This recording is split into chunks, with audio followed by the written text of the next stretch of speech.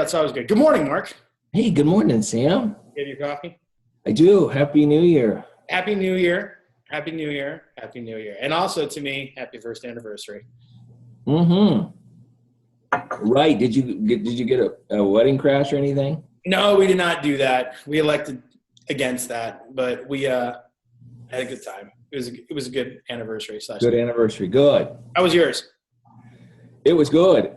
We stayed up late. Yeah. Like I think it may late have for an old person, So, and I think the last time I stayed up this late, we discussed it actually. The last time we stayed up as late as we did was your wedding. a year ago. Yeah. I think I may have even gotten some late texts from you and from Clint.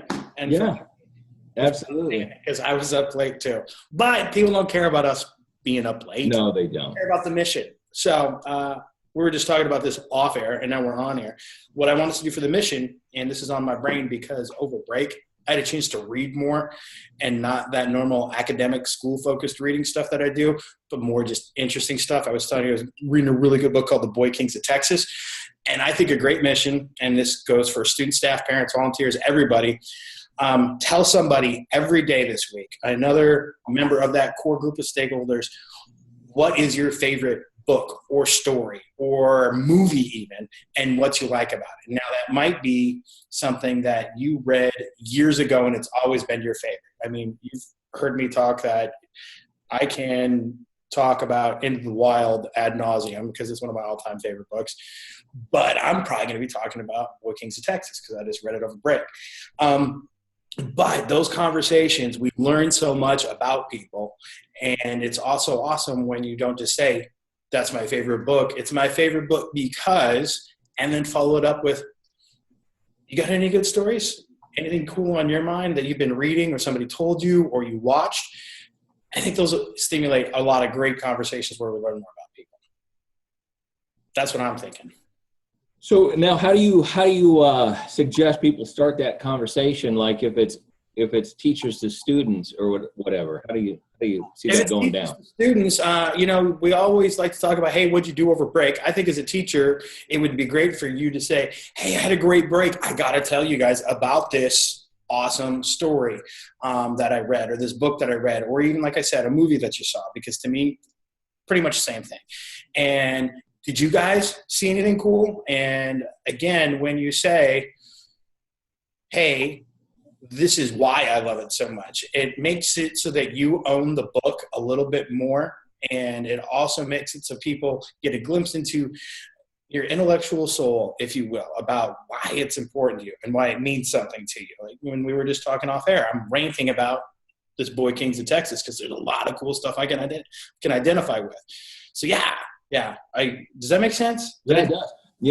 And I love that question.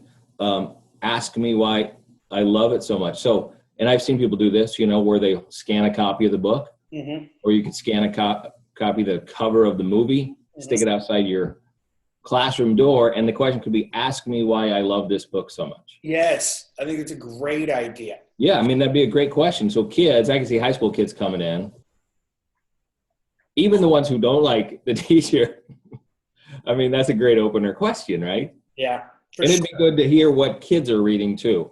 I'm thinking in the books of elementary kids, or the movies they see would be very interesting to hear. Oh, absolutely, for sure. Sometimes they'll say a movie and you'll go, you watch that? Your parents let you watch that? Your parents let you watch that? And the other thing I also love about that is, for lack of a better term, those conversations almost become inside jokes. It'll be something that you will refer back to in conversations later. And the other thing I think is also super cool about this, my good buddy Nate. Yep. We don't get to hang out that often anymore. But when we do hang out with each other, within 5 minutes, I'm either going to ask him or he's going to ask me, what have you been reading lately? Just because we always talk about books or we always talk about those stories. So then later, this is one of those missions that, to me, it won't click with everybody, but you will have that other person that then on a consistent basis, they're going to repeat this mission, and it won't feel like a mission. It'll just feel like part of the relationship. That's what we do, which is what we want the missions to be. That was sort of like hip hop. It was? Huh. Go Yeah, figure. watch it again. You'll see it. Yeah, I always do.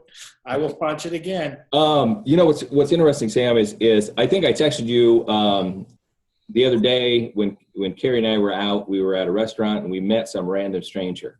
Yeah. And so he comes over and we start chatting or whatever, and then he starts talking spiritual stuff. And he was in that place. He was about, that place people get when they're about 6 drinks in and they want to talk big picture things. So anyway, I recommended to him my favorite book of all time. Blue Like Jazz. Yeah, Blue Like Jazz. And he had the hardest time because he kept calling it Blue Sky.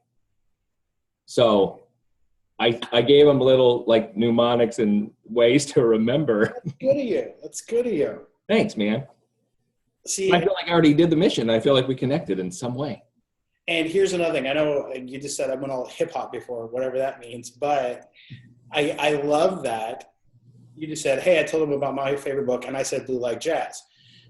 That's not a mission between Sam Stecker and Mark Johnson. It's just part of who we are. And these conversations are part of what builds up those relationships, creates that foundation that can't be dismantled, something that you can always rely upon in your knowledge base and your emotional investment in other people. Again, yeah, these are missions, but it's not just a mission you do once a week. It all builds so that you build relationships with those other people, and it just becomes part of who we are. And who we are is mission-driven, Mark Johnson. That's right. Who we are is mission-driven. Right on. That was beautiful, Sam. Lost in your words there. Everyone, this is one of those times when if my brother was sitting here, he'd say, Dad, everything has to be so poetic. And I'd probably nudge him and I go, right? Yeah, he's working. All right.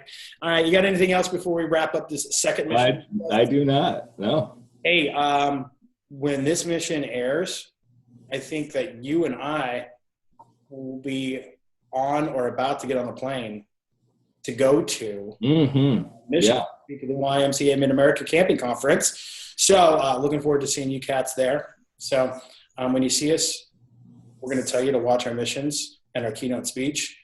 And then you're going to watch this mission and you'll hear us talking about the keynote speech. It'll be very meta. Yeah, I'm excited. I'm excited. I got to remember to take my Dramamine that morning, and we'll be good. I'm excited.